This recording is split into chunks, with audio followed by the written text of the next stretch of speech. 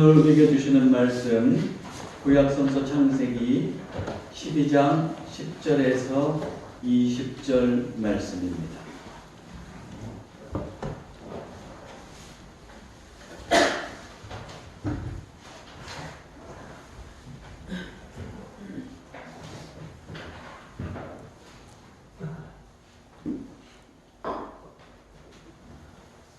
우리 계시의 말씀을 이 계시의 말씀을 한 절씩 교독하겠습니다. 그 땅에 기근이 들었으므로 아브라함이 애굽에 거류하려고 그리로 내려갔으니 이는 그 땅에 기근이 심하였습니다.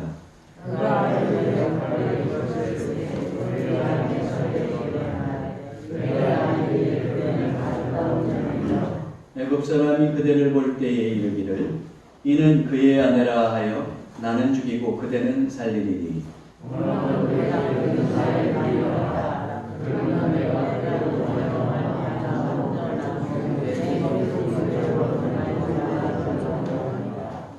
아브라함이 애굽에 이르렀을 때에 애굽 사람들이 그 여인이 심히 아리따움을 보았고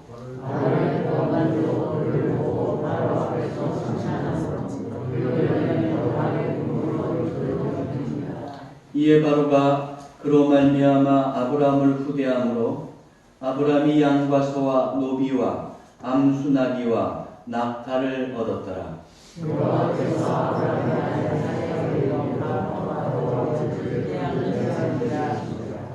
바로가 아브라함을 불러서 이르되 네가 어찌하여 나에게 이렇게 행하였느냐?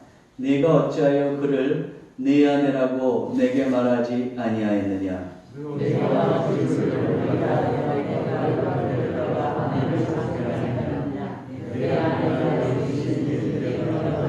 다같이 바로가 사람들에게 그의 일을 명하매 그들이 그와 함께 그의 아내와 그의 모든 소유를 보내었더라. 아멘.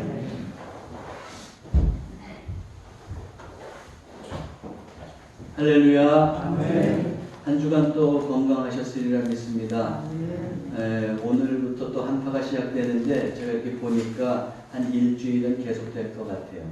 여러분들 또 건강에 유의하시고 또 보온에 더욱더 신경 쓰면서 살아가시기 바랍니다.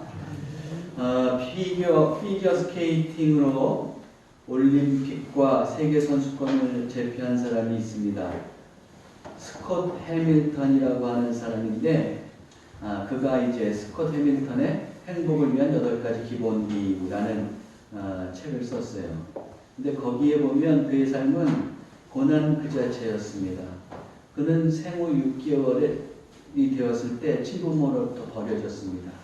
다행히 양부모에게 입양됐지만 2살 때부터 괴질에 걸려서 병원을 전전하기 시작했습니다. 그럼에도 불구하고 잘 이겨내고 또 열심히 노력해서 미국 피겨 스케이팅 국가대표로 1984년 동계올림픽에 참가해서 이제 피겨 스케이팅 남자 싱글 부분에 금메달을 땄습니다.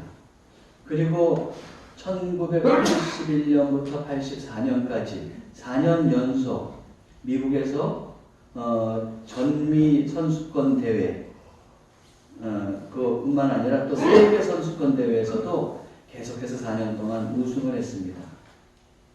그런데 이 스콧 해밀턴은 믿음의 사람이었는데 이 믿음의 사람이었던 그에게도 경사스러운 일만 있었던 것은 아닙니다.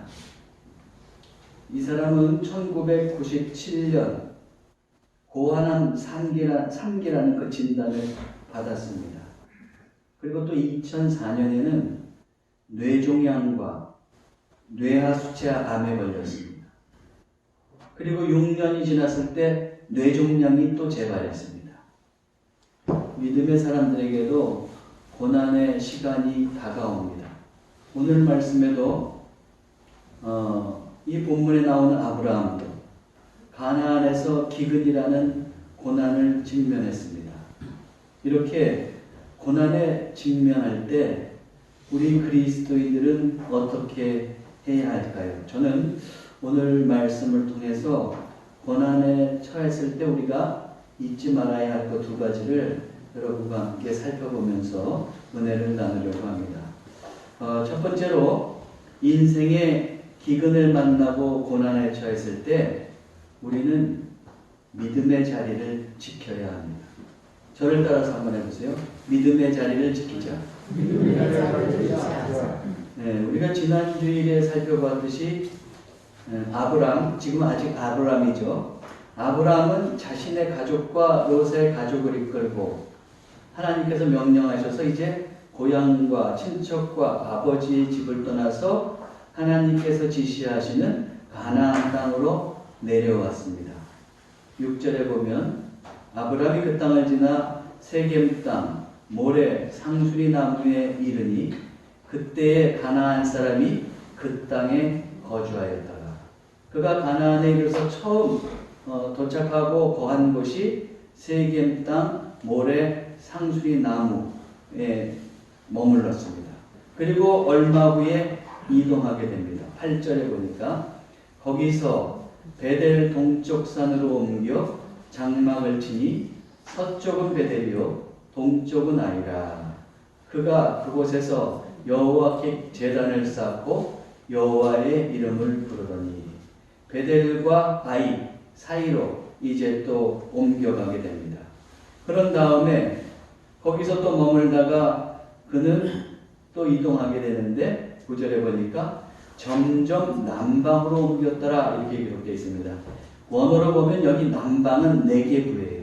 네게부인데 네게부는 13장 1절에도 나오죠. 13장 1절을 보니까 아브라함이 애굽에서 그와 그의 아내와 모든 소유와 롯과 함께 네게부로 올라가니 그랬습니다. 그런데 오늘 본문에 보면 이 네게부를 남방이라고 옮겼어요. 자, 그렇게 옮겼습니다. 그런데 또 그도 그럴 것이 뭐냐 하면 지금 성경에서 이야기하고 있는 것은 계속해서 아브라함 일행이 북쪽에서 가나안에 머무르면서도 북쪽에서 남쪽으로 내려오고 있는 것을 알 수 있습니다. 그걸 어떻게 하냐, 지도를 한번 보세요. 지도를 보면 어떻게 되어 있어요? 여기 보니까 이제 하나님 땅에서 하나님의 지시를 받고 이제 쭉 내려오는데 맨 처음에 세계 모래 상수리 나무 안에 있었죠. 그다음 베델과 아이 사이에 있었죠. 그리고서는 이 네게부라고 하는 이 밑에 지역으로 내려오는 거예요. 그러면 왜 한 곳에 정착하지 않고 아브라함이 계속해서 밑으로 내려왔을까? 이스라엘은 풀이 북쪽에서부터 자라고 남쪽으로 계속 자라옵니다. 근데 아브라함 일행은 어때요? 가축들이 많았어요. 가축들이 있었어요. 그러면 한마디로 유목민입니다. 유목민이기 때문에 어떻게 해야 돼요? 풀을 먹여야 됩니다. 풀을 먹여야 되기 때문에 북쪽에서부터 풀이 나니까 풀을 먹이고 또 그 다음에 남쪽에서 풀이 나면 점점 남쪽으로 내려오게 되는 겁니다. 그런데 이렇게 점점 네게부까지 내려왔는데 그때 문제에 탁 봉착하게 된 겁니다. 심하게 기근이 들었어요. 아브라함은 이 기근 속에서 가족을 살리기 위해서 어떻게 해야 하는지 아마 심각한 고민에 빠졌을 겁니다. 그리고 그가 이제 결정을 하는 겁니다. 10절에 보니까 그 땅에 기근이 들었으므로 아브라함이 애굽에 거류하려고 그리로 내려갔으니 그는 이는 그 땅에 기근이 심하였습니다. 아까 지도에서 보듯이 이제 기근이 들어서 이 애굽으로 넘어가게 된 겁니다. 이런 아브라함의 결정은 여러분들 보시기엔 어떻습니까? 그 상황적으로 봤을 때 어때요? 현명한 결정이라고 할 수 있겠죠? 인간적인 눈으로 보기에는 어쩔 수 없는 현실적인 결정처럼 보입니다. 그러나 그가 이런 결정을 내릴 때 간과한 것이 있습니다. 그것은 바로 하나님의 말씀이었습니다. 하나님은 아브라함이 당신께서 지시하시는 땅, 그 가나안으로 가서 머물기를 원하셨습니다. 아브라함이 그곳에 정착해서 자손을 낳으면 하나님은 그 씨를 통해서 가나안에서 어떻게 하냐면 하나님 나라의 지금 모형을 만드시려고 하는 거예요. 그런 원대한 위대한 계획을 가지고 계셨어요. 여기에 하나님의 그 위대한 원대한 계획에 아브라함이 하나님의 부르심을 받았습니다.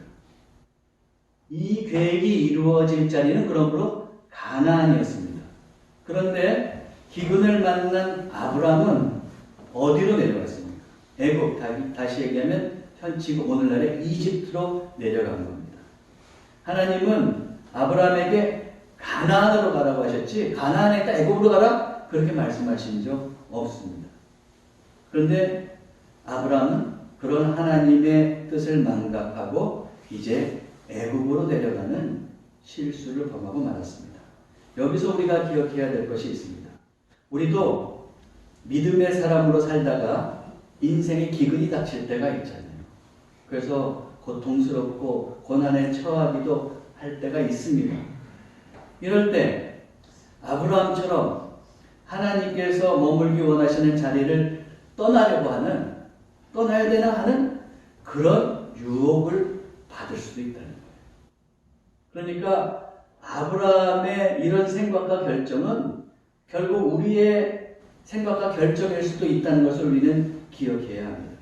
그러나 우리는 그런 상황에서 하나님께서 우리에게 주신 자리를 온전히 지킬 수 있어야 합니다. 어떤 것이 하나님께서 그럼 우리에게 주신 자리예요? 먼저 가정이라는 자리가 있죠.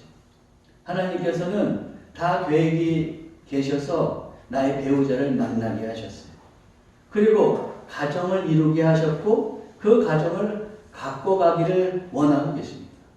그렇게 하나님의 뜻이 이루어진 그 가정을 주셨으니 우리가 어떻게 해야 돼요? 어떤 상황과 여건에 처한다고 할지라도 우리는 나의 가정이라고 하는 자리를 떠나서는 안 되는 것이죠. 그 가정을 잘 지켜야 됩니다. 그것뿐만 아니라 또한 하나님께서는 우리에게 사명을 주셨잖아요. 그 사명의 자리를 잘 지켜가야 됩니다. 하나님은 교회를 통해서 직분을 주시고 사명을 감당하기를 원하십니다. 이것 또한 우리가 끝까지 지켜야 내야 할 자리예요. 내 감정이 요동친다고 내가 좀 기분이 안 좋다고 그것을 함부로 내팽개칠 수 있는 것은 아니라는 겁니다. 하나님께서 주신 사명은 어떤 환경과 조건과 여건이 주어진다고 하자도 끝까지 감당하려고 해야 돼요. 여러분 제가 예전에 또 말씀드린 적이 있습니다. 왜 교회에 이제 다른 일반적인 교회를 가보면은 큰 교회를 가보면은 보통 장로님들이 앞에 앉으시잖아요. 그렇게 앞에 앉는 전통이 있다고 예전에 말씀드렸죠. 종교개혁적인 전통이 있다고 말씀드렸어요. 장로님들이 이렇게 앞에 앉는 이유가 종교개혁을 하고 나니까 이제 로마 카톨릭에서 개신교를 막 공격하는 겁니다. 때로는 어떻게 하냐면 목사가 예배를 집전하고 있을 때 그 이제 프로테스탄트 개혁교회를 그 공격하려는 자들이 말을 타고 유리창을 깨고 들어와서 그 자리에서 그냥 목회자를 때로는 살해하기도 하는 일들이 일어났다는 것이죠. 그래서 어떻게 하는 거예요? 그 장로님들이 어떻게 하냐면 그 목회자가 없으면은 교회가 유지될 수 없으니까 그 목회자를 목숨 걸고 지키겠다고 해서 앞에 앉는 거예요. 그래서 어떻게 되냐면 저기 쳐들어올 때 그래서 목회자를 공격하려고 할 때 자기가 대신 죽겠다는 마음으로 나와서 다 장로들이 목사님을 감싸는 거죠. 그리고 보호했다는 거예요. 그래서 빨리 나오기 위해서 이 앞자리에 앉았다. 내가 장로라는 것을 표시하려고 앉은 게 아니라 우리 서원수 장로님 빨리 오실 것 같아요. 그렇게 해서 했다는 거예요. 여러분 이때까지만 하더라도 어떻습니까? 사명을 목숨 걸고 지켰잖아요. 목사도 목숨을 걸고 예배를 집전하고 설교를 한 거예요.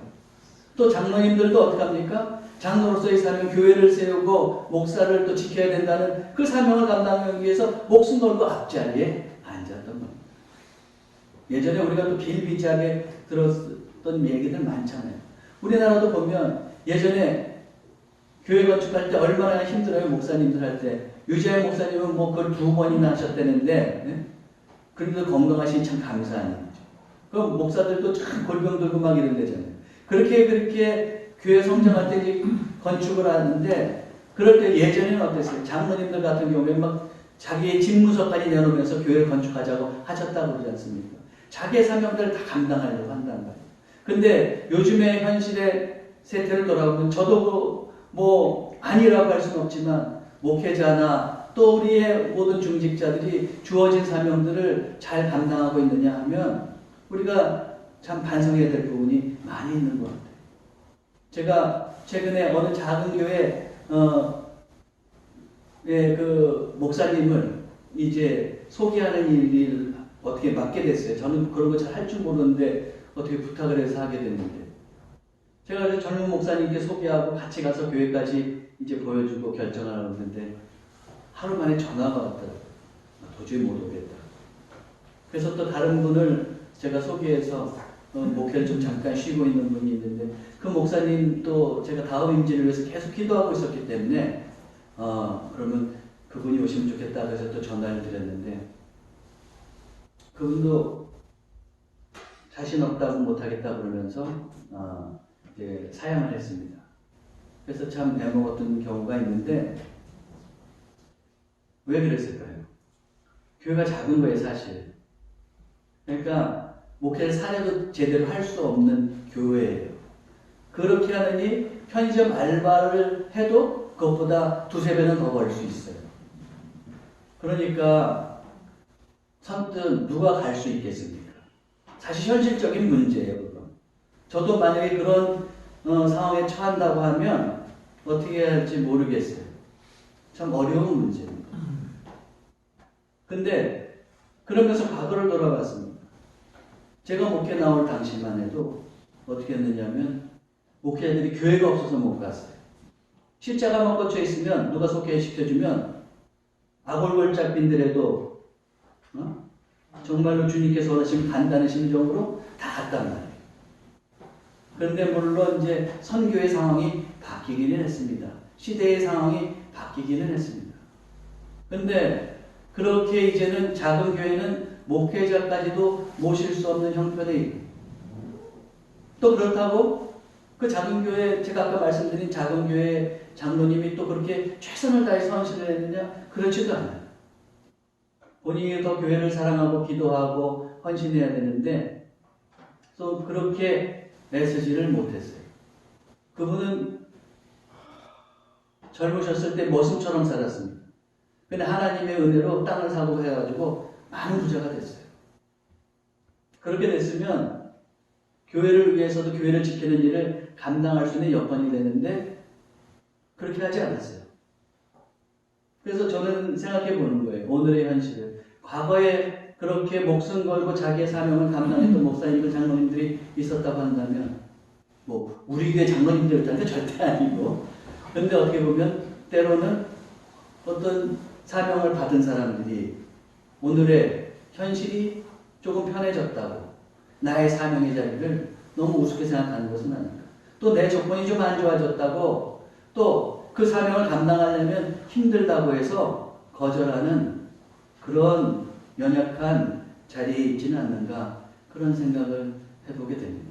그러나 우리가 오늘 본문의 말씀을 접하면서 다시 한번 기억해야 될 것은 하나님께서 만약에 나에게 주신 당신의 사명이 있다고 한다면 우리 그걸 피하지 말아야 돼요. 그리고 그 사명의 자리를 잘 지켜갈 수 있어야 됩니다. 그것과 더불어서 우리 그리스도인들이 무엇보다도 떠나야 하지 말아야 할 자리가 있습니다. 저를 따라서 해보세요. 믿음의 자리. 물론 살다가 보면 열심히 하다가 신앙생활 열심히 하다가 조금 나태해질 수도 있어요. 그래도 여러분 이거 하나만은 기억해야 돼요. 조금 나태해졌다라고 하더라도 믿음의 자리는 절대 떠나지 마요. 어떤 상황과 여건이 주어진다고 하더라도 믿음의 자리를 떠나서는 안 돼요. 요즘 뭐 코로나로 해서 어쩔 수 없이 나라에서 이제 집합금지 명령이 내렸을 때가 있잖아요. 그러면서 교회에서 이제 온라인 예배를 드렸습니다. 근데 우리 교회는 그렇지 않지만 어떤 교회들은 보면 온라인 예배 이후에 교회들이 많이 줄었다고 해요. 뭐냐면 온라인 예배 드린다는 핑계로 안 나오는 사람들이 많아졌다고. 그러나 처음엔 온라인 예배 드릴지 모르죠. 그러나 그걸 열심히 드리는 사람도 있겠지만 저는 대충 예상이 돼요. 교회도 안 나온 사람이, 아니 교회 안 나오려고 온라인 예배를 드리는 사람이 그 다음에 어떻게 되겠어요? 온라인 예배도 제대로 안 드리게 돼요. 게을러지게 되는 거예요. 그러면서 믿음의 자리에서 자꾸 떠나갈 수도 있는 겁니다. 그런가 하면 어때요? 나의 상황과 조건이 안 좋아지면서 하나님께 원망하면서 그 믿음의 자리를 떠나가는 사람도 있죠. 또 인생의 쾌락과 오락을 쫓아가면서 그러면서 믿음의 자리를 떠나가는 사람들도 있습니다. 그러나 어떤 여건 속에서든 우리가 믿음의 자리를 떠나간다고 하면 그것은 선택 중에 최악의 선택이에요. 하나님 앞에서 좀 잘못했다고 절망을 듣더라도 하나님 앞에 있어야 돼요. 그 믿음을 지켜야 되는 겁니다. 이처럼 환경과 조건에 따라서 믿음의 자리를 떠날 때 어떤 일이 생기느냐? 필시 자기에게는 어떤 문제가 생기게 됩니다. 어떤 문제가 생길까요? 먼저 그렇게 믿음을 떠날 때 스스로 어떻게 되냐면 자꾸 나약해지는 거예요. 아브라함을 한번 보세요. 그는 기근을 피해서 애굽으로 내려갔어요. 그리고 어떤 일이 벌어집니까? 그가 갑자기 그의 아내에게 이런 말을 하는 거예요. 11절에 13절. 그가 애굽에 가까이 이르렀을 때에 그의 아내 사레에게 말하되 내가 알기에 그대는 아리따운 여인이라. 애굽 사람이 그대를 볼 때에 이르기를 이는 그의 아내라 하여 나는 죽이고 그대는 살리리니 원하건대 그대는 나의 누이라 하라. 그러면 내가 그대로 말미암아 안전하고 내 목숨이 그대로 말미암아 보존되리라 하니라. 사례가 너무 아름다워서 남편이라고 하면 그 애굽 이방 땅에 내려갔을 때 사람은 자기를 죽일지도 모른다는 거예요. 그러니까 어떻게 합니까? 우리 다 살아야 되니까 우리 오누이라고 하자. 그래서 내 목숨을 좀 보존해야겠다. 이렇게 이야기하고 있는 겁니다. 어때요? 하나님께서 거하라고 하는 가나안 땅을 떠나서 하나님의 품을 떠나서 애굽으로 내려오는 거예요. 갑자기 마음이 약해지는 거예요. 두려움이 앞서는 거예요. 근데 예전에 아브라함이 어땠습니까? 아브라함은 하나님께서 너 고향 친척 아버지의 집을 떠나서 내가 지시한 땅으로 가? 그랬을 때 조건 따지지 않고 떠났잖아요. 그리고 가나안으로 왔어요. 근데 가나안 왔을 때 어땠어요? 정착했을 때 6절에 뭐라고 그랬어요? 그때에 누가? 가나안 사람이 그 땅에 거주하여. 그러면 거기에도 가나안 사람이 살고 있었고 애굽에는 애굽 사람이 살고 있어요. 근데 가나안에서 안에 있을 때는 왜 두렵지 않았는데 애굽에 내려가니까 두려워집니다. 생각해보세요. 하나님께서 거하라는 가나안, 하나님의 품을 떠나서 자기 마음대로 가는 거예요. 그때 어떻게 되는 겁니까? 자기도 모르게 두려움이 올라오는 거예요. 여러분, 이처럼 믿음의 자리를 떠나면 우리는 나약해질 수밖에 없어요. 내 이익을 위해서 믿음의 자리를 떠났지만 그것이 오히려 나를 더욱 심적으로 약하게 만든다는 것을 우리는 기억해야 합니다. 또한 우리가 믿음의 자리를 떠나서 인간적인 방식으로 살면 어떻게 되느냐? 이렇게 나약해질 뿐만 아니라 일도 상황도 자꾸 꼬이고 악화되는 거예요. 아브라함을 한번 보세요. 지금 그래서 아브라함이 이제 애굽에 이르렀는데 그렇게 아내에게 단돌이 해놨는데 그랬더니 이게 무슨 일이야? 보세요. 14절에서 16절. 아브라함이 애굽에 이르렀을 때 애굽 사람들이 그 여인이 심히 아리따움을 보았고 바로의 고관들도 그를 보고 바로 앞에서 칭찬함으로 그 여인을 바로의 궁으로 이끌어 들인지라. 이에 바로가 그로 말미암아 아브라함을 후대함으로 아브라함이 양과 소와 노비와 암수나비와 낙타를 얻었더라. 한마디로 그런 거예요. 사례가 미인이라고 그랬잖아요. 그래서 내려갔더니 사람들이 다 보고 그냥 놀라는 거예요. 입이 딱 벌어졌겠죠. 그랬더니 바로의 신하들도 어떻게 했어요? 바로한테 얘기했죠. 저기 미인이 있습니다. 왕이시여. 근데 아직 결혼 안 하는 것 같은데요. 좀 후궁이나 왕비로 들이시면 어떻겠습니까? 그래? 그럼 데리고 와. 이런 식이죠. 그래서 그 여인을 바로의 왕궁으로 들였어요. 대신에 어떻게? 당신이 오빠야? 그래? 동생을 이렇게 궁으로 들였으니 내가 후사할게. 그러면서 가축을 줬어요. 많은 가축을 줬어요. 가축을 얻은 그러면 아브라함 기뻤겠죠? 어땠을 것 같아요? 지금 온누이라고 속여서 재산은 늘었어요. 그렇지만 불안불안하겠죠. 잘못해서 지금 자기 아내를 빼앗길 수도 있는 상황이 돼요. 더 나아가서는 어떻게 됩니까? 부부 사이인데 온누이라는 것이 가르쳐주는 순간 왕을 모독했다는 것으로 어떻게 돼요? 아브라함은 그냥 죽임을 당할 수도 있는 겁니다. 가축이 많아지고 매일 진수능찬을 차려 먹는다고 한들 그 밥이 제대로 먹히겠어요? 입속에 들어간 밥알은 다 모래알 같았을 겁니다. 이처럼 우리도 문제를 해결했다고 믿음의 자리를 떠나게 될 때 우리의 삶은 예상치 않은 문제를 만나고 더 피폐해질 수도 있습니다. 도저히 내 힘으로 풀 수 없는 위로에 빠질 수도 있다는 거예요. 그로 인해서 사느냐 죽느냐의 기로에 놓이기도 합니다.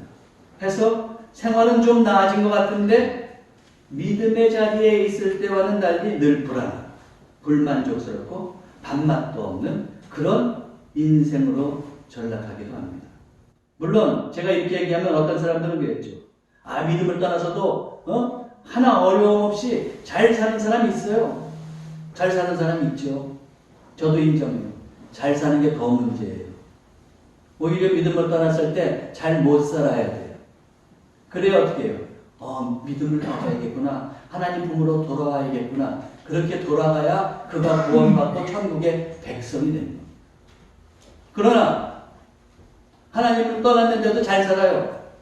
그게 복인 줄 아세요? 저주예요. 그렇게 잠시 잠깐 살다가 죽은 다음에 어떻게 할 거예요?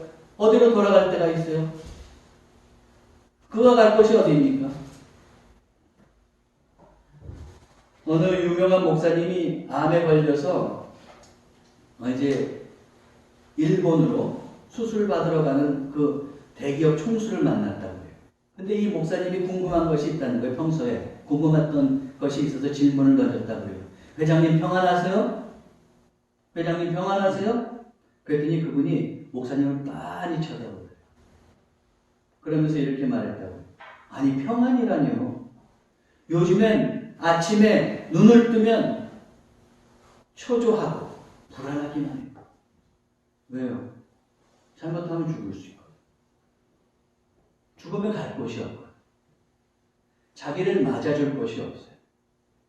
이곳에서는 부를 많이 쌓아놨는데 이 세상을 떠나는 순간 자기를 맞아줄 것이 없습니다.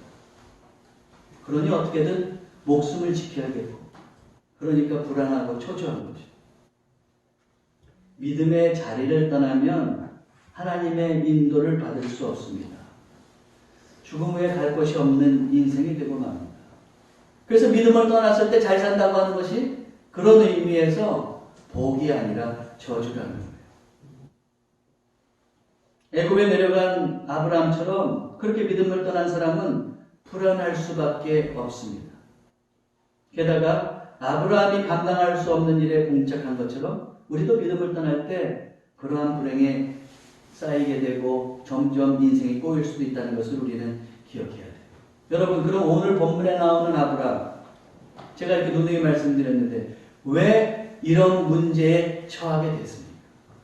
하나님께서 머물라고 하는 가나안, 그 믿음의 자리에 있지 않고 떠났기 때문이죠. 그가 하나님께서 보내주신 자리에 있었다고 한다면 이런 심각한 문제를 만나지 않았을 거예요. 기근이 들었잖아요. 하나님께서 책임져 주셨을 거예요. 분명히 하나님께서 이렇게 말씀하셨거든요. 7절에 여호와께서 아브라함에게 나타나 이르시되 내가 이 땅을 네 자손에게 주리라. 근데 아브라함은 지금 부가 딸랑 내려왔어요. 자식이 없었어요? 그랬죠? 근데 자손에게 줍니다. 자손에게 준다는 건 무슨 말이에요? 아브라함을 그러면은 그 땅 아브라함에게 준다는 건 당연하다는 얘기잖아요. 그리고 아브라함을 보호해주고 인도해주고 그 땅에 있을 때 그 다음에 어떻게 해요? 너 자손도 낳는다 이 말이에요. 그리고 자손 나면 그 땅을 보호해주고 인도해줘서 너희 자손에게 줄 거야. 이렇게 얘기하는 거잖아요. 그렇죠? 그래요. 이렇게 하나님은 아브라함을 책임져 주시려고 하고 있었어요. 근데 그 믿음의 자리를 떠난 것이죠. 여러분, 이제 명심해야 되겠습니다. 삶에 기근이 닥쳐온다고 할지라도 우리가 믿음의 자리를 벗어나지 않고 하나님을 온전히 바라보는 한 하나님은 우리의 인생을 책임져 주십니다. 아멘. 우리를 구원의 길로 인도해 주시고 복된 길로 이끄실 것입니다. 사랑하는 성도 여러분, 어떤 고난의 환경일지라도 여태까지 여러분들 믿음 잘 지켜오셨잖아요. 이제부터도 그런 고난의 환경일지라도 힘든 기근이 닥쳐온다고 할지라도 절대 믿음의 자리를 떠나지 말고 그 자리를 잘 지켜가시기 바랍니다. 아멘. 두 번째로 인생에서 기근을 만나고 또 고난을 만나는데 고난에 처할 때 우리가 해야 될 것이 있어요. 그게 뭐냐? 저를 따라서 해보세요. 기도하라.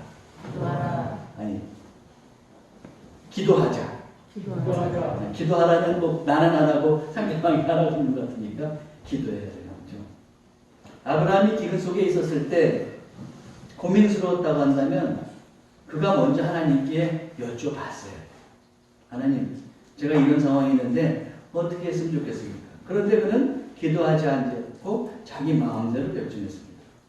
그로 인해서 문제를 해결해 보겠다고 한 일이 더 엉킨 실타래처럼 되어버린 것입니다. 이제 아브라함은 애굽에서 어찌할 수도 없는 그런 난관에 처했습니다.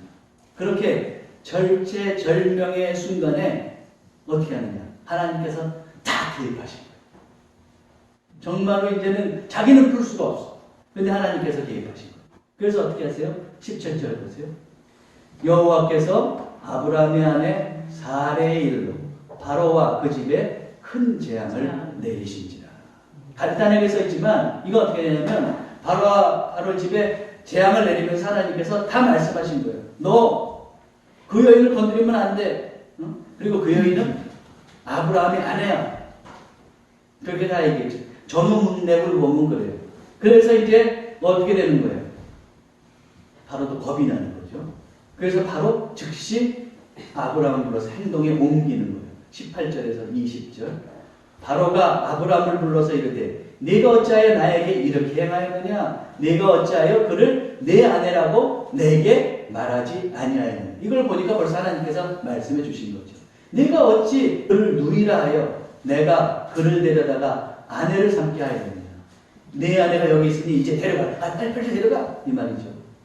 하고 바로가 사람들에게 그의 일을 명하매 그들이 그와 함께 그의 아내와 그의 모든 소유를 보냈더라. 아마 하나님께서 그러신 거예요. 너 보낼 때 조금이라도 아브라함의 재산을 뭐라 그래요? 몰수하면 안 돼. 다 돌려보내. 아마 이러셨겠지. 그러니까 그 소유물까지 다 돌려보내. 하나님께서 해결해 주신 거예요. 하나님께서 해결해 주시지 않으면 이 문제는 풀리지 않을 문제예요. 이렇게 하나님께서 이 문제에 개입하시니까 해결되게 되는데 우리가 보면서 기억해야 돼요. 아브라함 맨 처음에는 기도하지 않아서 잘못된 선택을 했잖아요. 이것과 마찬가지로 우리가 문제가 생기고 일이 꼬였을 때 하나님께서 개입하시면은 그 문제는 해결되는 거예요. 그렇죠? 그러면 하나님의 도우심을 받으려면 우리는 어떻게 해야 돼요? 어떻게 해야 된다고? 기도해야 돼요. 어떤 분들은 이렇게 생각할 수 있어요. 기도는 기도에 능력이 있는 분들이 하는 거지. 좀 더 능력 있는 분들이 해야지 기도빨이 세지 이렇게 생각할 수도 있죠. 그렇지 않아요. 엘리야를 한번 보세요. 엘리야는 능력이 있는 사람이었습니다. 그렇죠? 그래서 어떻게 합니까? 하나님의 이름을 걸고 갈멜산에서 바알과 아세라 선지자를 850명과 대결해서 다 물리치잖아요. 그리고 나서 거기서 기도하는 거예요. 그러면서 어떻게 합니까? 3년 반 동안 그 기근이었던 이스라엘 땅에 비를 내려달라고 간절히 기도해요. 내용은 좀 생략하고, 그런데 결국에 비가 내리는 거예요. 폭우가 쏟아지는 겁니다.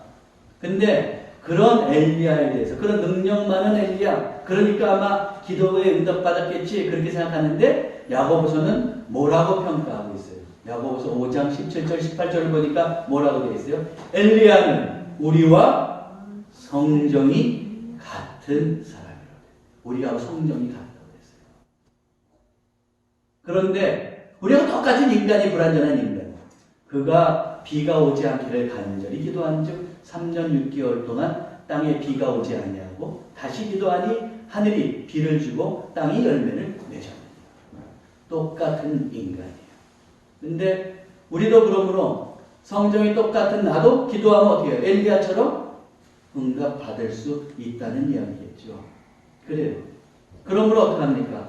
우리가 문제에 처하게 됐을 때, 그때 우리가 기도하면 하나님께 응답을 받는 거예요. 아브라함처럼 내가 풀 수 없는, 정말로 실패가 너무 엄격하고 인생의 실패를 절대로 풀 수 없는 그런 상황에 처했을지라도 하나님께서 개입해 주시면 우리는 그 문제를 풀어갈 수 있는 겁니다.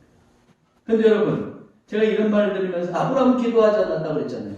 근데 기도하지 않았는데 하나님께서 아브라함의 문제를 해결해 주셨네? 그렇죠? 성경이 그렇잖아요. 그렇죠? 그러면 제 말이 모순처럼 들릴 거 아닙니까? 그래서 제가 한마디 드리는 거예요. 기도는, 아브라함은 물론 기도하지 않았어요. 자기 마음대로 판단하고 행동했어요. 그 결과 낭패를 볼 뻔했죠. 그런데 하나님께서 그의 삶에 지금 개입해 주셨습니다. 기도하지 않았는데 개입해 주셨어요. 왜 그랬느냐? 아브라함은 지금 하나님의 지시를 따른 지 얼마 안 되는 사람이에요.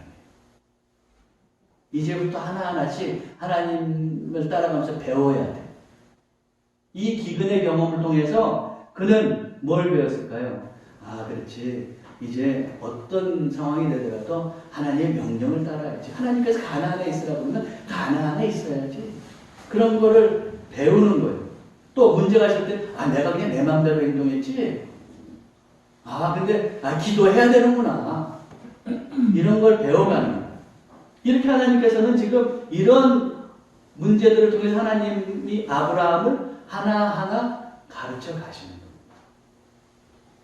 이렇게 한 사람의 믿음의 사람으로 하나님께서 만들어 가시는 거죠. 사랑하는 성도 여러분, 우리에게도 문제가 있습니다. 잘못된 선택으로 곤란에 빠지기도 합니다. 그러나 우리 좋으신 아버지, 능력의 아버지이신 하나님께서는 어떻게 되느냐? 나를 도와줄 준비를 잔뜩 하고 계세요. 그리고 내가 기도할 때 하나님께서 나와 함께 하시면서 나의 문제의 열쇠를 풀어주실 겁니다. 그러므로 사랑하는 성도 여러분, 하나님께 해결책을 구하시기 바랍니다. 기도를 통하여 응답받고 은혜의 삶을 살아가시기를 바랍니다. 저는 오늘 설교 맨 앞에서 스콧 해밀턴을 소개해 드렸죠. 근데 그가 그렇게 암을 3번씩이나 걸렸다고 말씀드렸잖아요. 그런데 그는 그렇게 힘든 과정에서도 믿음의 사람으로서 자신의 믿음의 자리를 떠나지 않았어요. 하나님을 바라봤어요. 그래서 어떻게 됐느냐면 그가 그 3번의 암을 다 극복하고 그 다음에 암 걸린 사람들을 이제 치료해주고 돕는 재단을 만들어서 지금 그 재단을 운영하고 있습니다. 그가 앞에 말씀드린 책에서 이제 8가지 행복의 비결을 말하는데 그 중에서 가장 강조하는 건 이겁니다. 전능한 코치를 믿어라. 코치가 좋아야 선수가 성장한다는 거예요. 그래서 훌륭한 선수가 될 수 있다. 그러면 우리에게 전능한 코치는 누구예요? 우리 하나님이시죠. 우리 하나님께서 내 삶의 코치가 되는 순간 우리는 복된 인생을 살아갈 수 있다는 말입니다. 오늘 제가 말씀을 전했는데 제 설교 제목이 뭔지 아세요? 주보에 뭐라고 되어 있었어요? 기근이 들었으므로죠. 믿음의 사람에게도 삶의 기근이 다가옵니다. 사랑하는 성도 여러분, 믿음의 길을 가다가 인생의 기근이 될 때 낙심하지 마시고 그 믿음의 자리에 거하시면서 하나님을 온전히 바라보고 기도하십시오. 그래서 하나님께서 인도해 주시는 복된 인생이 되기를 주님의 이름으로 축원합니다. 기도하겠습니다. 하나님, 인생에서 기근이 다가올 때가 있습니다. 그 고통스럽고 힘든 상황에서 우리가 믿음의 자리를 떠나지 않게 하옵소서. 주님을 바라보며 그 자리를 지키게 하시고 주님의 뜻에 순종하게 하옵소서. 그리하여 하나님의 인도하심을 받는 삶이 되게 하옵소서. 갈 길을 알 수 없을 때 우리의 판단과 생각을 가지고 살지 않게 하시고 하나님께 기도할 수 있는 믿음을 주옵소서. 주님의 능력을 구하는 믿음의 사람이 되게 하옵소서. 하여 마침내 하나님의 위대한 손길 속에서 기근과 고난을 이기고 승리하는 삶이 되게 해 주옵소서. 우리 주 예수 그리스도의 이름으로 기도하옵나이다.